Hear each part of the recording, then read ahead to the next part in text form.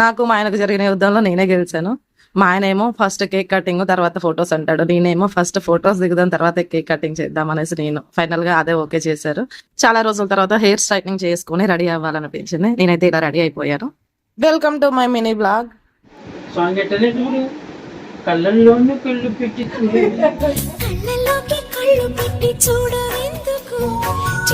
మా photo shoot కొన్ని romantic పోజులు, కొన్ని ఫన్నీ పోజులు, ముఖ్యంగా ఫ్రెండ్స్ వేసే డైలాగ్స్ తో మొత్తం ఫన్ అయిపోయింది.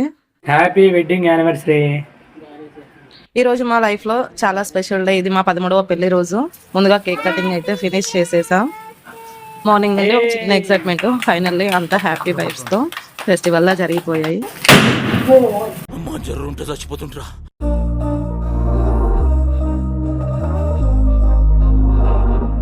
We were sparks on quiet streets, two hearts finding where to meet. Life pulled us apart, left me talking to the dark. If I called you tonight, would it feel the same? Cake cutting అయిపోయిన తర్వాత గోల గోల, ఒకరు dance వేస్తారు, ఒకరు పద్య డైలాగులు వేస్తారు. చాలా ఫన్నీగా, చాలా పాజిటివ్ వైబ్ తో చాలా రోజుల తర్వాత జరిగింది.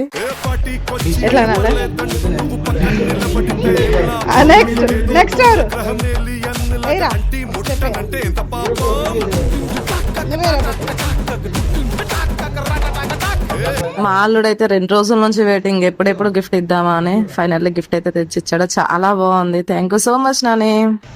అకేషన్ ఏదైనా వీళ్ళంతా ఉన్నారంటే చాలు ఫెస్టివల్ వైబ్ వచ్చేస్తుంది. We're like a family. Thank you so much.